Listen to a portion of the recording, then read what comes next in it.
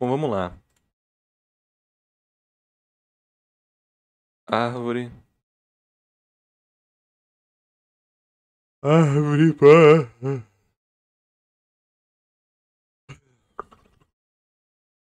Árvore pode ser, como o rapaz disse, árvore genealógica, que remete aos galhos chamados proles, a vida que é germinada pelos troncos originais e que vai.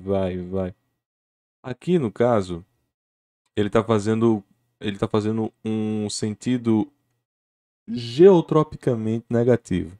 Como assim? Direcionado para baixo. Bisavô, bisavô. Por quê? Porque, eventualmente, esse eu que está aqui, lá embaixo, como vocês podem observar, ele vai crescer e virar um galho. Ele vai crescer, a árvore, né, vai crescer e virar um galho. Até ela estacionar em algum momento. Que vai ser quando você virar um improlitário. Esqueceu um celibato voluntário aí você deixa a árvore para sempre estagnada no tamanho dela. Também tem as representações de árvores genealógicas, que é geotropicamente positivas, ou seja, para cima, mas elas são mais difíceis, porque aí você estaria assumindo que existe uma origem da família única, né? Muito difícil, mas enfim. Normalmente são essas que é geotropicamente para baixo. Nós também temos o quê? Ele. A árvore sapiente, a árvore do conhecimento. Se você tem um PC porreta, joga esse jogo. Duvido que você dure mais de 5 minutos.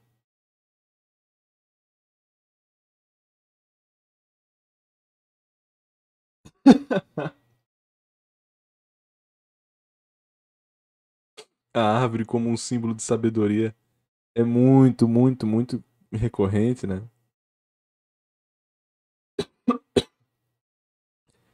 E assim se faz. Olha o olho de âmbar também, hein? Olha aí. Que jogo é esse?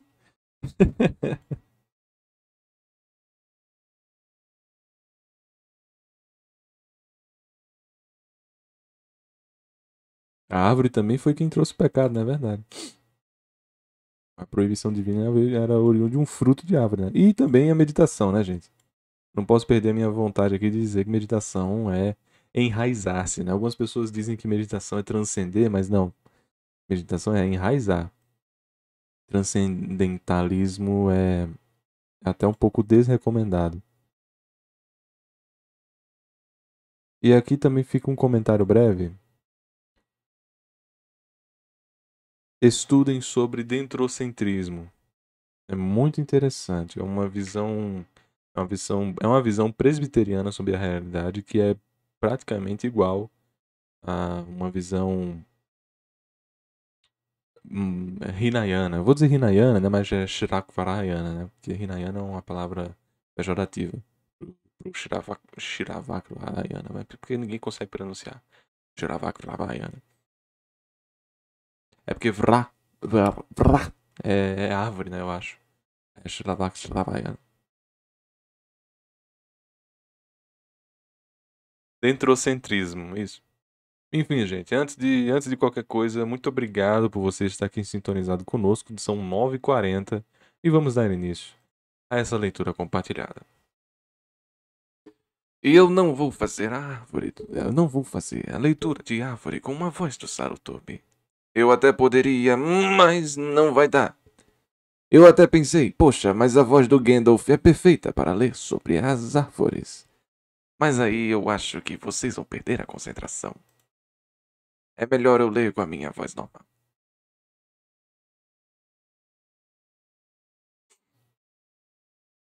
Este é um dos temas simbólicos mais ricos e mais difundidos, cuja simples bibliografia daria para formar um livro.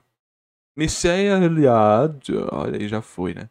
Distingue 7 interpretações principais, embora não sejam as consideradas exaustivas. Entretanto, articulam-se todas elas em torno da mesma ideia do cosmo vivo, em perpétua regeneração. A despeito de aparências superficiais e de certas conclusões apressadas, a árvore, mesmo quando considerada sagrada, não é um objeto de culto por toda parte. É uma figuração simbólica de uma entidade que é a que a ultrapassa e que, ela sim, pode se tornar objeto de culto. Símbolo da vida, em perpétua evolução e a ascensão para o céu. Ela evoca todo o simbolismo da verticalidade. Veja-se, como exemplo, a árvore de Leonardo da Vinci. Por outro lado, serve também para simbolizar o aspecto cíclico da evolução cósmica, morte e regeneração.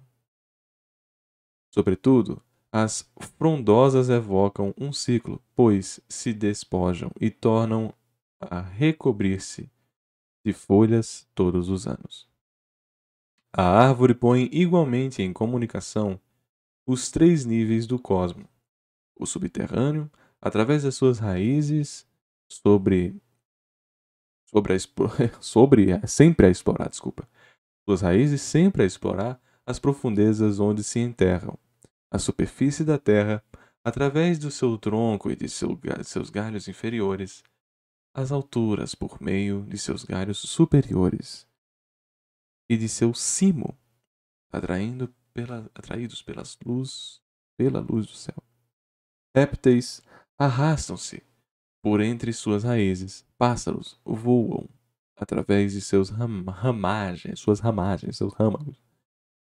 Ela estabelece, assim, uma relação entre o mundo quitoniano e o mundo uraniano. Reúne todos os elementos. A água circula em sua seiva, a terra integra-se a seu corpo através das raízes, o ar lhe nutre as folhas, e dela brota o fogo quando se esfregam seus galhos contra o outro, um contra o outro. Verdade, eu não tinha pensado que ela também gera fogo, né? Não se reterá aqui, senão a simbólica geral da árvore. Detalhes sobre espécies particulares serão citados nos respectivos verbetes: acácia, amendoeira, carvalho, cipreste, oliveira, blá blá blá. A acácia a gente já viu, né? A amendoeira também.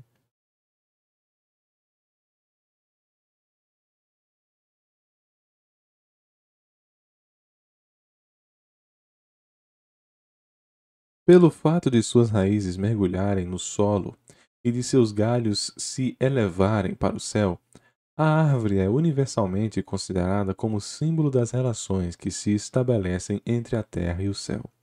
Por isso, tem o sentido de centro, e tanto é assim que a árvore do mundo é um sinônimo do eixo do mundo. E é justamente sobre esse aspecto que a descreve liricamente o pseudo-Crisóstomo. Olha só quanto tempo Crisóstomo. Na sexta homília sobre a Páscoa.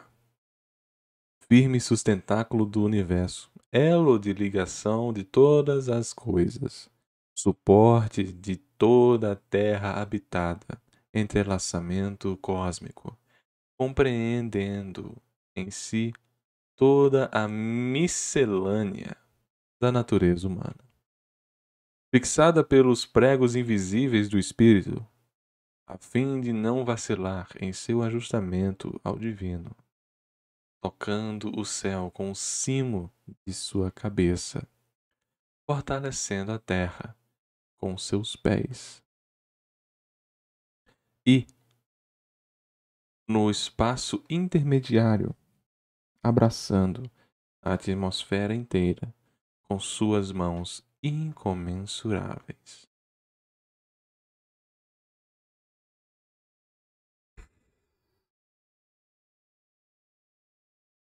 Figura axial, axiomática, né? Axial. Ela é naturalmente o caminho ascensional ao longo do qual transitam aqueles que passam do visível ao invisível. Portanto, é essa mesma árvore que evocam igualmente a escada de Jó, o poste xamânico da Iurta, tenda siberiana, e o poste central do santuário voodoo, caminho dos espíritos, ou o poste da cabana dos índios Sinoax, né? Sino, em torno do qual se realiza a dança do sol. É o pilar central que sustenta o templo ou a casa. Na tradição judaico-cristã, e é também a coluna vertebral a sustentar o corpo humano, templo da alma. A árvore cósmica é muitas vezes representada sob a forma da essência particularmente majestosa. Assim, aparecem nas crenças desses povos o carvalho celta, a tília germânica, o freixo escandinavo, a oliveira do Oriente Islâmico, o lariço e a bétula siberianas. Isso aqui é coisas endêmicas, eu não sou obrigado a saber o que é uma tília germânica. Planta, imagina.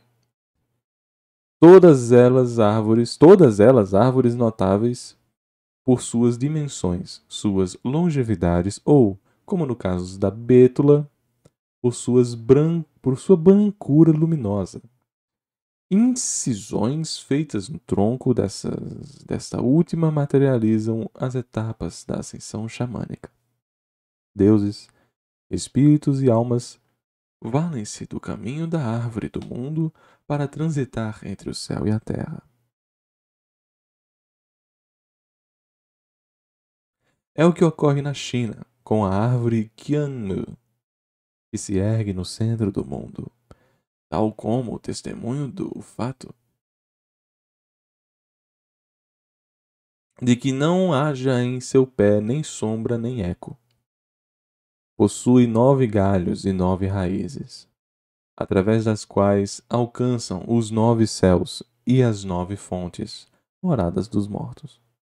Por elas sobem e descem os soberanos, mediadores entre o céu e a terra, mas também substitutos do sol.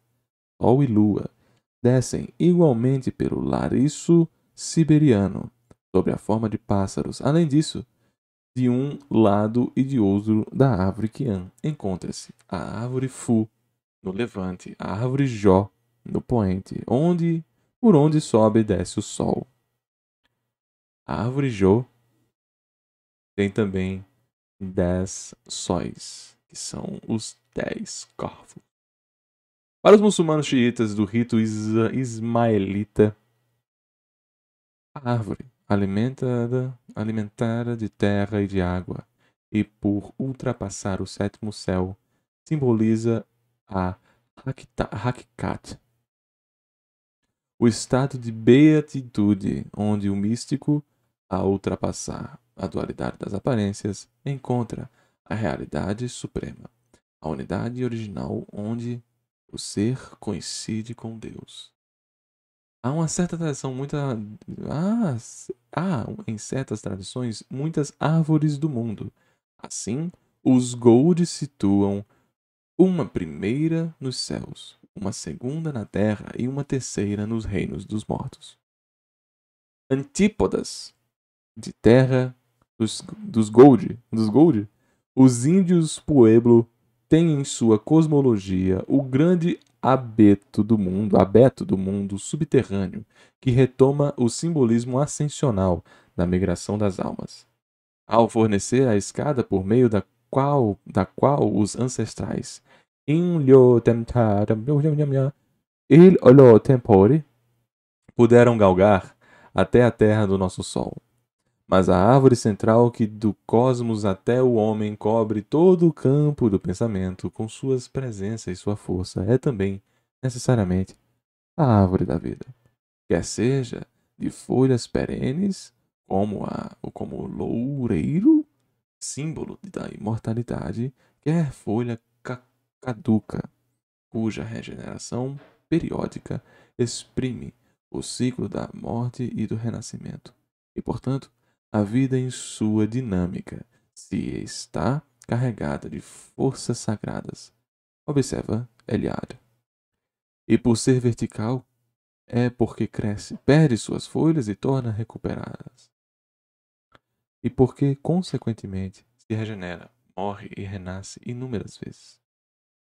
A árvore da vida tem um orvalho celeste como seiva, e seus frutos, ciosamente defendidos, transmitem uma parcela de imortalidade. Esse é o caso dos frutos das árvores da vida de Éden, que são em número de 12, signo da renovação cíclica. Como é o caso também da árvore de Jerusalém celeste, dos pomos de outro do jardim das Hespérides e dos pêssegos. Sim, o âmbito da seiva de alma iraniano, sem mencionar as diversas resinas de coníferas. O Himorigi japonês, trazido para dentro da Terra Central, bem parece ser uma árvore da vida. A árvore da vida é um tema de decoração muito difundido no Irã, onde é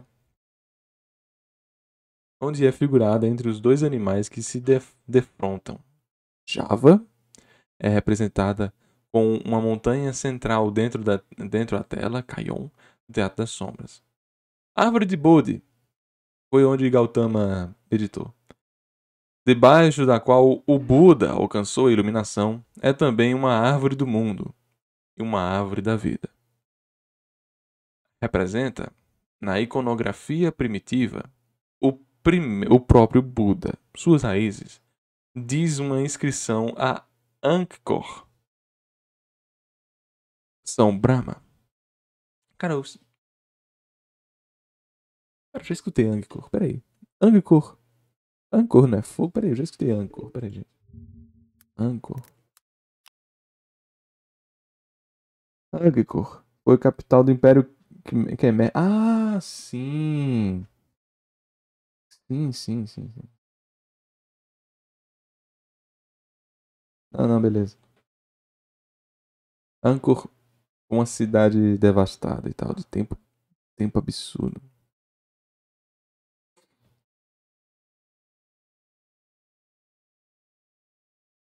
Xenofobizou a língua ali por um segundo, hein? Foi, não. Não, pô, não. Eu fui. Anco é um nome próprio, né, cara? Não é uma palavra do português. Tá proibido? Não saber português? É uma palavra que não tem nada a ver com português, pô, caraca. Suas raízes dizem inscrição de Angkor. São Brahma, seu tronco é Shiva e seus galhos Vishnu. É uma representação clássica do eixo do mundo. A árvore cósmica que na agitação do mar de leite servia para se obter a poção da imortalidade. Até representada em Angkor, como a figura de Vishnu na base, no tronco e no cimo. Mas, em outras circunstâncias, Shiva é uma árvore central da qual Brahma e Vishnu são os galhos laterais. É muito engraçado, né? Pensar que Brahma é um galho de Shiva. Cara, 36 mil kalpas. Cada kalpa tem 1 milhão de anos, uma coisa assim, cara, ou mais. O Brahma é só um. É tempo isso! É tempo, é tempo. Imagina aí, pô, a gente tá, sei lá, no ciclo 800. Passaram 800 milhões de anos. Se for em 4,5 bilhões de anos, né, que a Terra tem. Aí tem 13 bilhões de anos do universo. Cara, a gente não tá nem na metade ainda dos calpas de Brahma, velho. Eita, pô.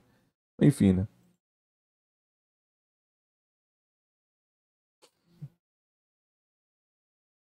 A associação das árvores da vida com a manifestação divina encontra-se também nas tradições cristãs. Aí começou, né? Porque quando é cristianismo, esse livro vai longe. Pois existe analogia à mesma reintrodução do símbolo entre a árvore da primeira aliança, a árvore da vida de Gênesis, a árvore da cruz e a árvore da nova aliança, que regenera o homem. Para Lubac, né, H. de Lubac, a cruz erigida. Eita, agora é gol mesmo. Alçada. Erigida. A cruz erigida sobre uma montanha no centro do mundo reintroduz totalmente a antiga imagem da árvore cósmica, ou a árvore do mundo.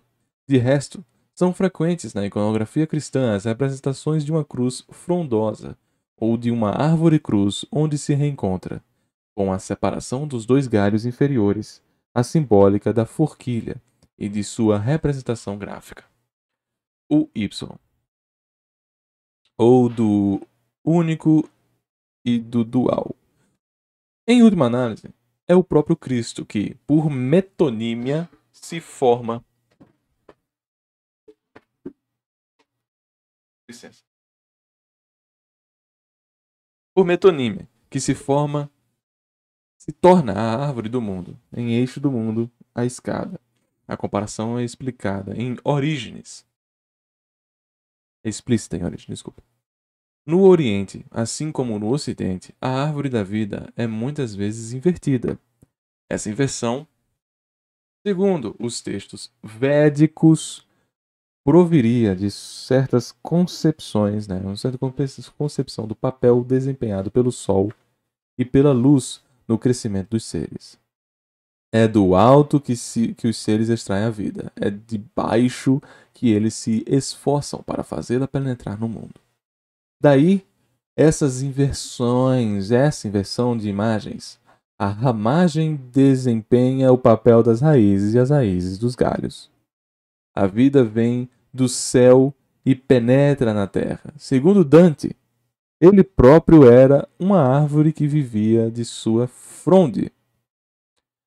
Esse conceito nada teria de anticientífico, viu, guys? Porém mesmo. Porém, o do alto oriental é sacralizado. E a fotogênese explica através da força dos seres celestes. O simbolismo hindu da árvore invertida, que se exprime principalmente em Bhagavad Gita, significa também que as raízes são o princípio da manifestação e os galhos a manifestação que desabrocha. Guénon descobre ainda um outro significado. A árvore eleva-se acima do plano da reflexão, que, por sua vez, limita o domínio cósmico invertido embaixo. Invertido mesmo. Cósmico invertido embaixo. Transpõe o limite do manifestado para penetrar no refletido e nele introduzir o inspirado. O esoterismo hebraico retoma a mesma ideia. A árvore da vida estende-se do alto para baixo e o sol a ilumina inteiramente. Zohar.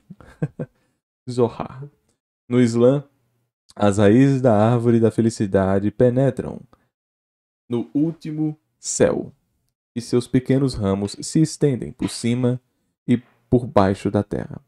A mesma tradição afirma-se no folclore islandês e finlandês. Os lapões sacrificam todos os anos um boi em benefício do deus da vegetação. E, nessa ocasião, uma árvore é colocada em pé ao pé do altar, com as raízes para cima e as da fronte por terra.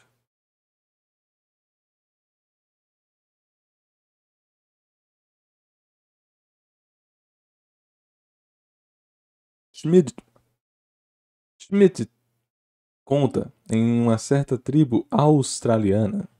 Os feiticeiros tinham uma árvore mágica que plantavam invertida. Após besuntar-lhe as raízes em sangue humano, eles as queimavam. Bizarro.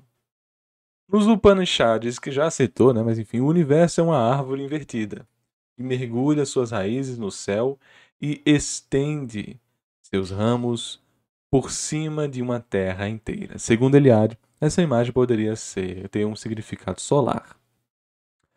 O Ayurveda especifica: é para baixo que se dirigem os galhos, é para cima que se encontram suas raízes, e seus raios desçam sobre nós. O Katha Upanishad diz: eita, esse Akvata eterno, cujas raízes vão para o alto e os galhos para baixo, é o puro, é o Brahman. O Brahman é aquilo que se denomina de a não morte. Todos os mundos nele repousam. Mr. Eliade comenta: a árvore Asavata representa aqui, em toda a sua clareza, a manifestação do Brahman no cosmos, a criação do movimento descendente. E sobre esse mesmo tema, conclui Duran, essa insólita árvore invertida que choca nosso sentido de verticalidade ascendente é um indício certo no arquiteto da árvore, na consciência do esquema da reciprocidade cíclica.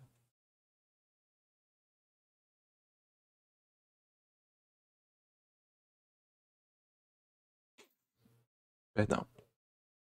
Essa ideia de reciprocidade conduz àquela da união entre o contínuo e o descontínuo, a unidade da dualidade, ao deslizamento simbólico da árvore da vida para a árvore da sabedoria. Essa árvore da ciência, do bem e do mal que, sem embargo, se distingue da primeira. No paraíso terrestre, será um instrumento da queda de Adão, como a árvore da vida será da sua redenção. Com a crucificação de Jesus, essa distinção do Antigo Testamento, que reforça mais uma vez a ideia da reciprocidade, introduzirá também, segundo André Virel, o paralelismo e a distinção de duas evoluções criadoras. Biológica, por um lado, a árvore da vida, psicológica e histórica, por outro. Com efeito, é bem essa ideia de evolução biológica que faz da árvore da vida um símbolo de fertilidade sobre o qual se veio construindo, ao longo do tempo, toda uma magia propiciatória. Dela pode-se encontrar ainda hoje em dia numerosos testemunhos. Assim, em certas tribos nômades iranianas, as mulheres jovens enfeitam o corpo com a tatuagem de uma árvore, cujas raízes partem do sexo. A gente nem falou do ventre, né? Cujas folhagens se espalham sobre os seios. Não, aí é caraca. É grande. Eu já tava falando aqui do ventre, porque, tipo, né? Parece. Aí o galho seria o ovário e tal. Mas os caras foram longe, pô. Foram longe.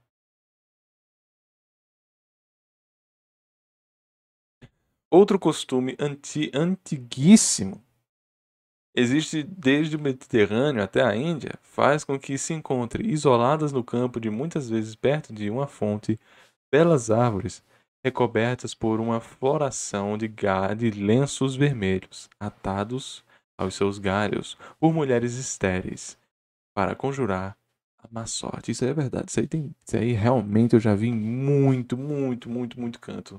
Alegoria visual, alegoria textual, já vi pra caramba isso. O costume dravidiano. Aí. O livro virou Manchester City agora, cara? Não tem o que fazer, não, pô. Aí não tem o que fazer. Drávidas são grupos étnicos que falam qualquer dos idiomas de uma grande família linguística não indo-europeia no sul do subconsciente indiano. Subcontinente indiano. Os dravidianos são uma das populações mais antigas do sul da Índia, Paquistão, Afeganistão, Nepal, Maldivas, Bangladesh. É porque é aquela coisa, né? A gente não sabe especificamente se foi no o proto-indo-indiano, do proto-indo-europeu, que aí vem os Yaomomis e também vem o Sriavada alguma coisa, e que lá disseminou para o norte da Índia e caiu. Aí ele está dizendo aqui que existe a população dravidiana, que vem de Drávidas, que não é indo-europeu, é de famílias além do indo-europeu. Né? Então tudo bem. O costume dravidiano do casamento místico entre árvores e humanos destina-se a reforçar a capacidade de procriação da mulher. A noiva de um Goala, né? Koala não, Goala hindu, casa-se obrigatoriamente com uma mangueira. Já entenderam, né? Antes de unir-se em matrimônio com seu próprio marido. Tradições análogas são atestadas no Punjab e no Himalaia. Em Bombay, entre os Kudvakumbi e os Guzerá, se o casamento apresenta certas dificuldades, primeiramente casa-se a jovem com uma mangueira ou qualquer outra árvore frutífera. Por quê? Escreve-se Campbell. Campbell, não é nem Campbell, é Campbell. Um espírito teme as árvores, sobretudo as frutíferas. A analogia à árvore frutífera mulher fecunda desempenha, nesse caso, um papel complementar na analogia à árvore laticífera. Força genésica, não é nem genética, gênese do macho.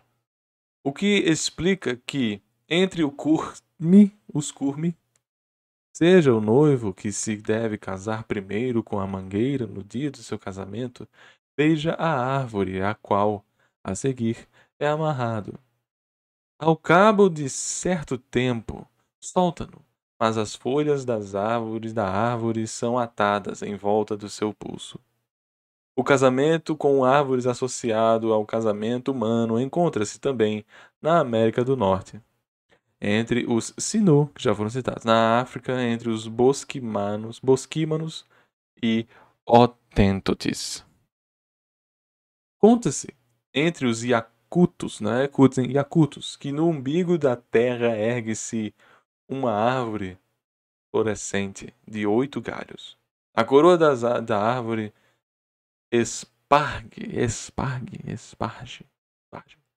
um líquido, né? Esparge um líquido divino de um amarelo espumante. Quando os passantes o bebem, sua fadiga se dissipa e sua fonte desaparece. Quando o primeiro homem, no momento de sua aparição no mundo, desejou saber por qual razão ali se encontrava, achegou-se a essa árvore gigantesca cujo cimo atravessava o céu.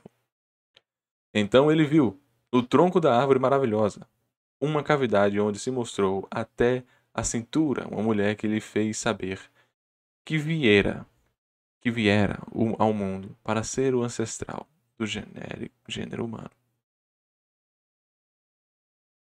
Os altaicos dizem, igualmente, antes de virem para a Terra, as almas dos humanos residem no céu, onde estão pousadas nos cimos celestes da árvore cósmica, sob a forma dos pequeninos pássaros.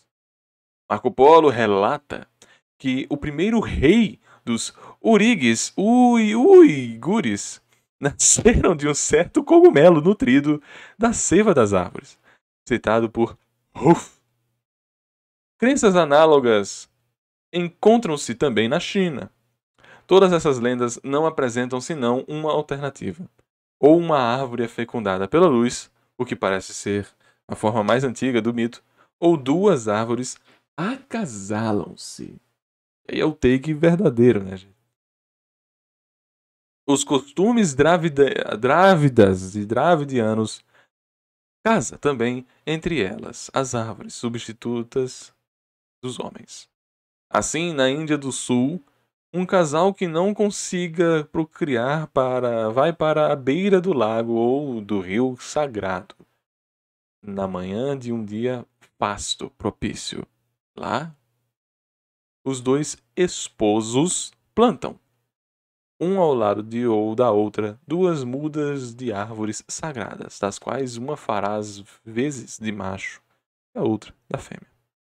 Depois, enlaçam o caule reto e rígido da planta macho com o caule macio da planta fêmea. O casal de árvore, assim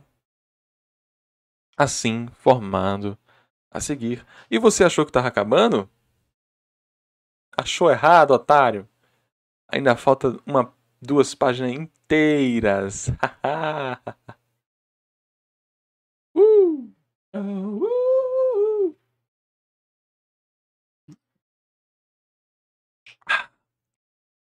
Nobody knows it.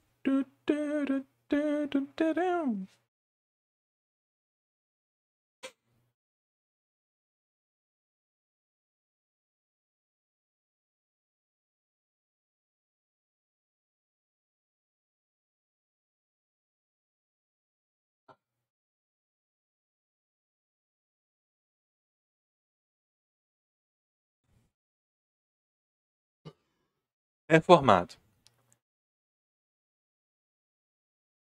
A seguir, protegido por uma certa cerca, a fim de que a viva e assegure, com sua própria fecundidade, a do casal humano que o plantou. No entanto, a ligação dessas árvores é considerada de início apenas um noivado.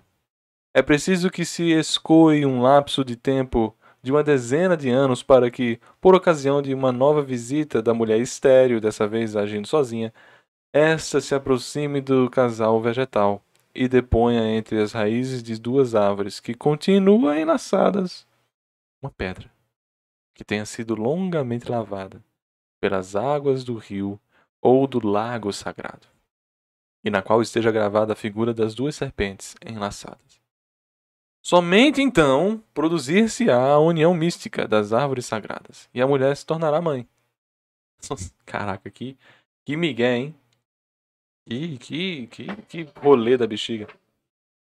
A associação dos símbolos água, pedra, serpente e árvore nesse ritual de fecundação é particularmente significativa. Realmente é além túmulo, né? Esse dicionário dos símbolos, qual é o dicionário do erotismo, hein? Que é isso, cara?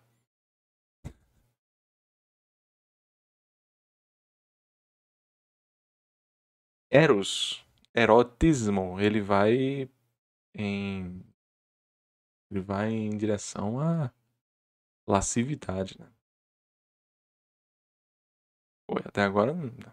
Também entre os altaicos e os turcos mongóis da Sibéria encontra-se interpretação antropomórficas da árvore. Lá vem o Aramaki, né? One Piece tem um personagem chamado Aramaki que usa. Assim, entre os Iunguzes, um homem transforma-se em árvore e recupera em seguida sua forma primitiva. A árvore fonte da vida Eliade, pressupõe que a fonte da vida se encontre concentrada nesse vegetal. Portanto, que a modalidade humana ali se encontre no estado virtual, sob forma de germes e de sêmen. Segundo Spencer Gillen, citados pelo mesmo autor, a tribo de Wahamunga, do norte da Austrália, acredita que o espírito da criança, pequenino como um grão de areia, se encontre nos interiores de certas árvores, de onde sai às vezes para penetrar pelo umbigo no ventre maternal. Crença que não crença que faz lembrar uma outra, muito difundida, segundo a qual o princípio do fogo, como o da vida, está escondido dentro das árvores, de onde se consegue extraí-lo por meio da fricção. Todas as crenças que acabamos de referir demonstram que, sexualmente, o simbolismo da árvore é ambivalente. ambivalente, só tem dois sexos, é isso que você está me dizendo? Livro retrógrado. Em sua origem, a árvore da vida pode ser considerada como imagem de andrógeno inicial. Mas, no plano do mundo dos fenômenos, o tronco erguido em direção ao céu simboliza a força do poder eminentemente solar. Falo. Imagem arquetípica do papai, ao passo que a árvore oca, da mesma forma que a árvore de folhagens densas e envolvente, onde se aninham os pássaros, e que periodicamente se cobre dos frutos, evoca, por sua vez, uma imagem arquetípica lunar de mãe. É o carvalho oco de onde escapam as águas das fontes da juventude. É também o Atanor dos alquimistas, matriz onde se opera a gestação do ouro filosofal, muitas vezes comparado a uma árvore, pois nesse sentido que Jerônimo com J, né, cara? Jerônimo Bosch. Não, Jerônimo é com J, né? Tô louco. Jerônimo Bosch, na Tentação do Santo Antônio, a assimilou em uma megera. Que é isso, cara? Que é isso, cara? Foi nesse sentido que Jerônimo, na Tentação de Santo Antônio, assimilou a uma megera que extirpa de seu ventre de cortiça uma criança enfaixada. Que isso, cara? Pelo amor de Deus. Que isso? Algumas vezes a árvore é considerada como macho e outras vezes como fêmea. Entre os chuvaches, a tilha é usada para fazer postes funerários, para o ofício das mulheres mortas, ou o carvalho, para o ofício dos homens mortos. Ou então pode ocorrer que as duas polaridades se adicionem, o que leva a Jung à interpretação do símbolo em termo de androginia, ou melhor, hermafroditismo.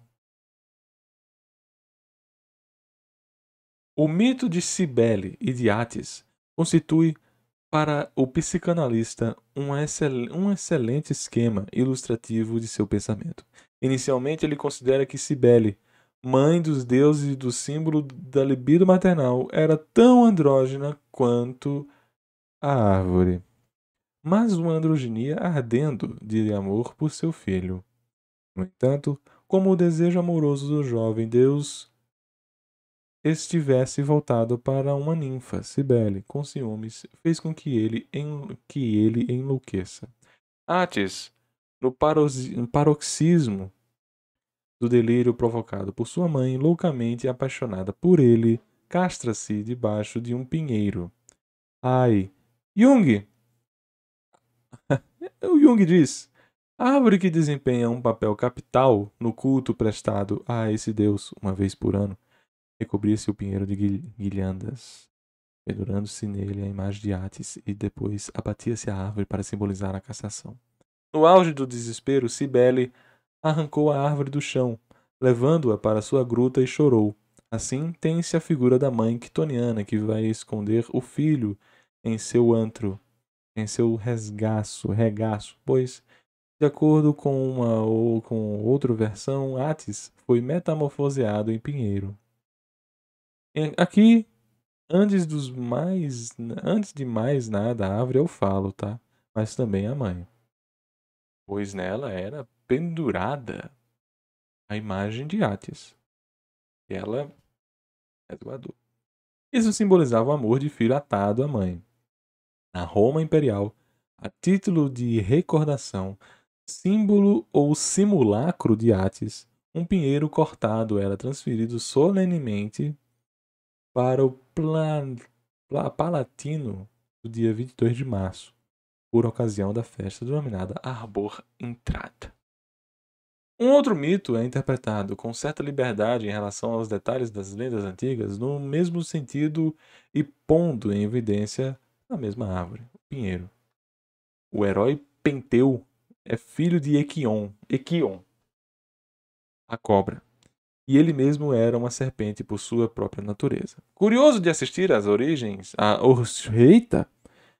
Eita! Curioso de assistir as orgias, menagens, das Mênades. Eu li Menagens mesmo. Trepa? Que isso, cara? Furtivamente no alto de um pinheiro. Ah, entendeu aí? Então por isso que o nome Trepa é. Tá.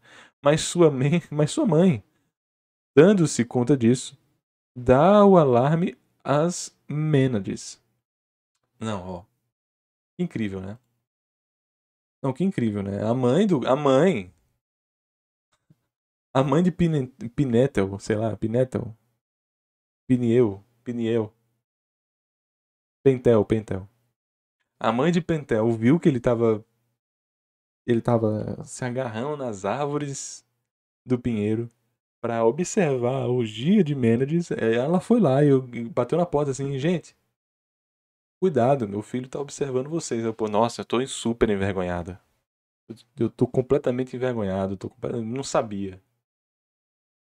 Eu não consigo fazer isso se alguém está me vigiando, viu? Poxa, eu não consigo. Que é isso, cara? Que tá acontecendo? A árvore é abatida. A árvore é cortada. Porque, ó, tudo. Não disseram que iam me vigiar. Eu posso fazer o que for, mas fofoca não. Fofoca não. Aí foram lá e, ó, cortaram a árvore. A árvore é abatida e Pentel, confundido com um animal, é estraçalhado. O cara tava lá camuflado. O cara pegou um guaxinim, botou a pele do guaxinim nele e ficou assim. Pelo amor de Deus, sua própria mãe é a primeira a lançar-se sobre ele. Assim, nesse mito, encontram-se reunidos os sentidos fálico da árvore, pois é derrubado do símbolo da castração, porque aí ele não. Entendeu? Porque ele não vai mais poder ver a zoologia, né? Aí ele. Murchou. E seu sentido maternal, figurado pela subida no pinheiro e pela morte do filho. Essa história aqui, eu acho que foi o Gonagai que fez, né, cara? História incrível. Eu acho que foi o Gonagai que fez essa história. O Gonagai que fez isso aqui. Muito foda. Essa ambivalência dos símbolos da árvore a um só tempo, falo e matriz, manifesta-se ainda com maior clareza na árvore dupla. Uma árvore dupla simboliza o processo de individuação no decurso do qual os contrários existentes dentro de nós se unem. A abundância nas lendas dos povos de pais, árvore, mãe, árvore, pais, árvores, mãe, árvores, conduz à árvore ancestral, cuja a imagem, despojada pouco a pouco de seu contexto mítico, terminará por ser, em nossos dias, a árvore genealógica, fazendo a trajetória do símbolo profundo até a alegoria moderna. Pode-se citar ainda o mito bíblico da árvore de Jezé, que inspirou tantas obras de arte e comentários místicos. E sairá um ramo de tronco de Jezé, e um rebento brotará de suas raízes. Sobre ele descansará o Espírito do Senhor, Espírito de sabedoria e o de discernimento, Espírito de conselho e de fortaleza, Espírito de ciência e de piedade, no temor do Senhor estará a sua inspiração. Tá bem, cara. A árvore de Jezé simboliza a cadeia de gerações cuja história não nos é resumida pela Bíblia e que culminará com a vinda de Virgem de Cristo. Era um motivo muito popular entre os miniaturistas e vitralistas do século XIII, particularmente entre os cistercienses. Minha Nossa Senhora. Minha Nossa. Por causa de sua especial devoção à Virgem. Nessa representação, a árvore emerge do umbigo.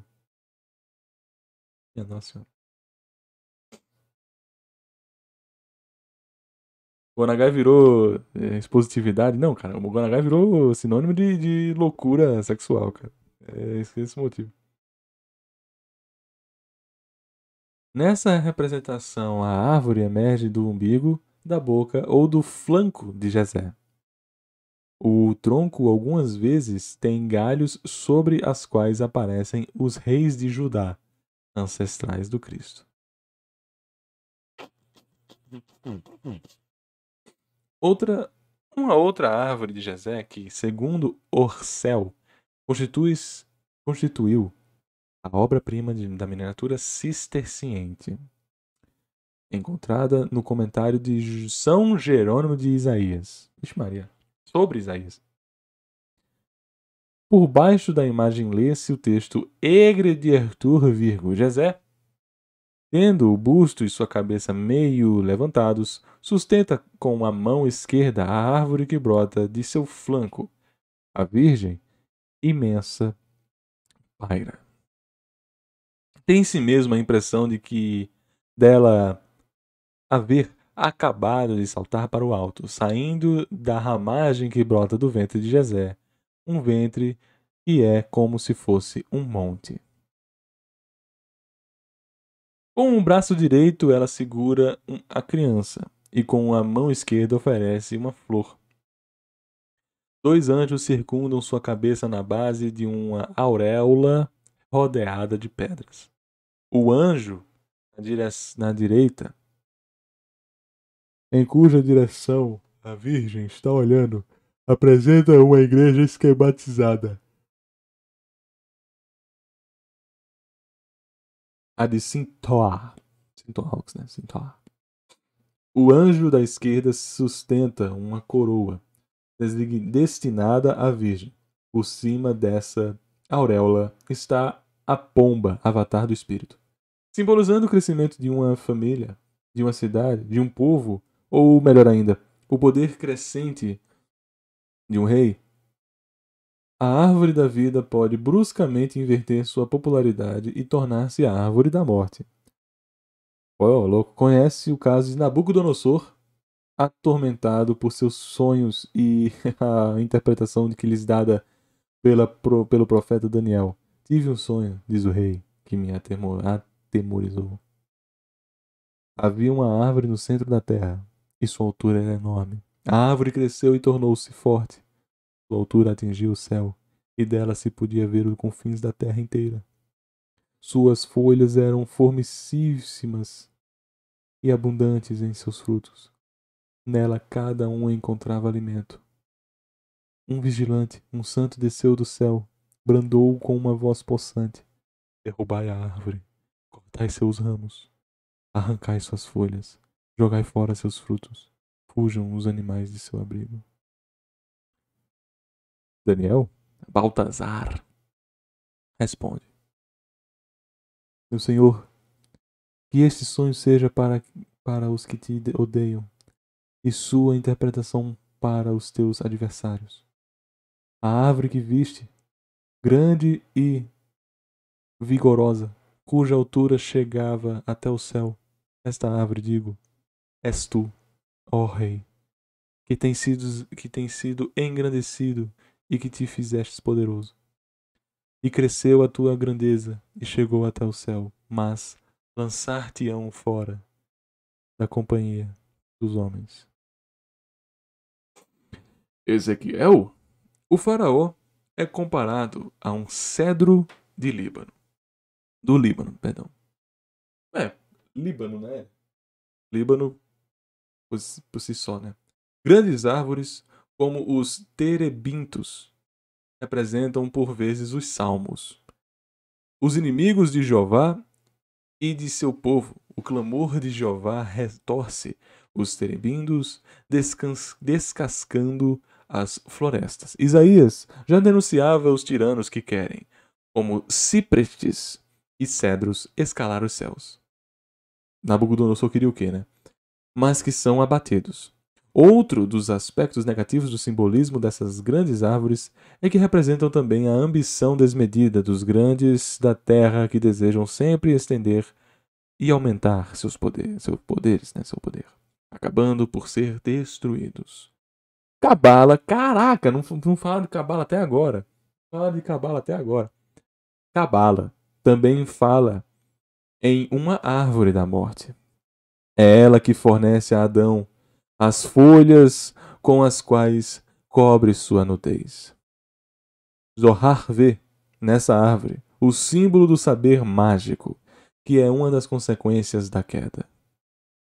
Esta última está ligada à existência do corpo físico privado, e do corpo de luz.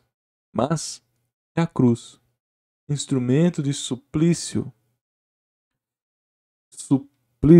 e de redenção, que reúne em uma única imagem os dois significados extremos desse significado maior que é a árvore, pela morte para a vida, per crucem ad lucem, pela cruz para a luz. Cada parágrafo dava para fazer um livro, né? Cada palavra dava para fazer um livro.